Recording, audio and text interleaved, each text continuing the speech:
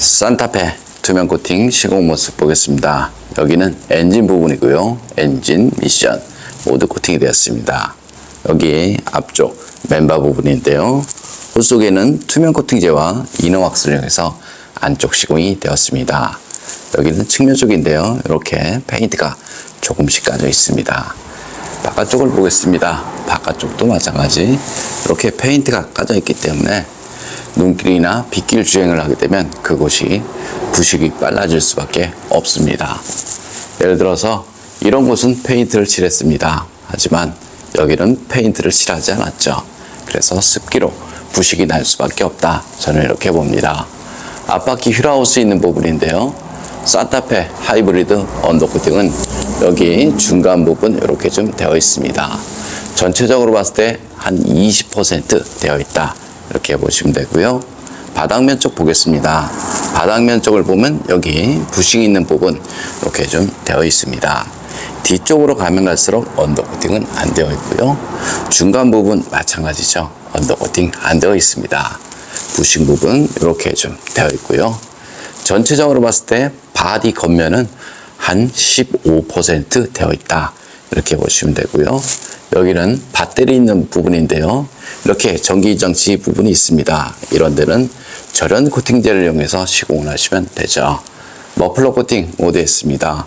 머플러 코팅을 해도 부식은 되겠지만 하지 않은 거에 비해서 10배는 좋다. 저는 이렇게 보고요.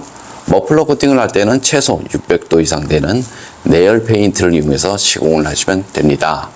내열 온도가 낮아버리면 냄새와 연기가 자주 발생이 되니까요. 반드시 내열 온도는 높아야 한다. 이렇게 보시면 됩니다.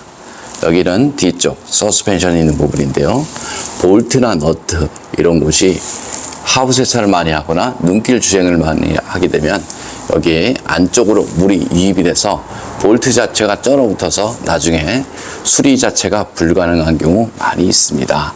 그래서 자동차 녹방지를 하고 싶으면 이렇게 염화칼슘이 흐르는 이런 곳에 두껍게 하지 마시고요.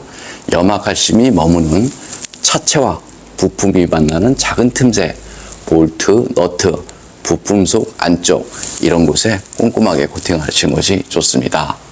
여기 이렇게 보시면 이렇게 홀구멍이 있습니다. 이쪽 부분도 마찬가지죠. 하부 세차를 하거나 눈길 주행을 하게 되면 이 안쪽으로 흙모래 이런 것들이 유입이 되죠. 그럼 이쪽으로 빠져야 되는데요. 이렇게 보시면 물 배수 구멍이 굉장히 작습니다. 그래서 이런 곳에 코팅을 할 때는 두꺼운 재질 말고 얇은 재질을 이용해서 조심조심 하시면 됩니다. 여기 볼트나 너트 이런 곳이 부식이 잘 되니까요.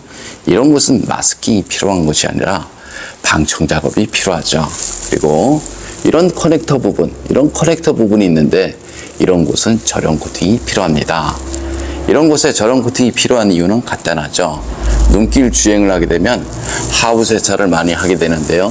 이 안쪽으로 물이 유입이 돼서 전기적인 문제가 발생이 될 수밖에 없습니다. 지금은 방수가 되어 있어서 괜찮습니다.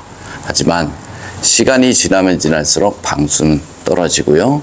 그런 상태에서 고압 세차를 자주 하다 보면 정기적인 문제는 발생이 될 수밖에 없죠. 예전 같은 경우는 엔진 쪽 물을 뿌려도 별 문제가 없었죠.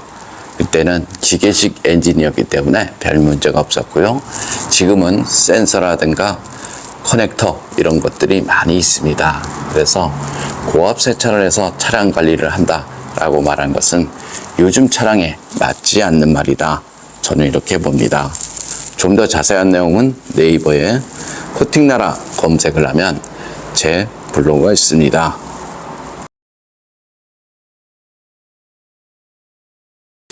산타페 엔진 코팅 시공 모습 보겠습니다. 앞쪽 플라스틱 부분 코팅하게 되면 먼지 부착률이 적어서 엔진룸이 깔끔하죠. 엔진룸 코팅의 장점은 엔진룸 안에 습기나 먼지로 인한 정기적인 트러블 이런 것들을 방지할 수 있습니다.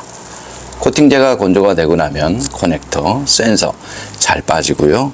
무상 수리 받는데 지장 없으니까 걱정 안 하셔도 됩니다.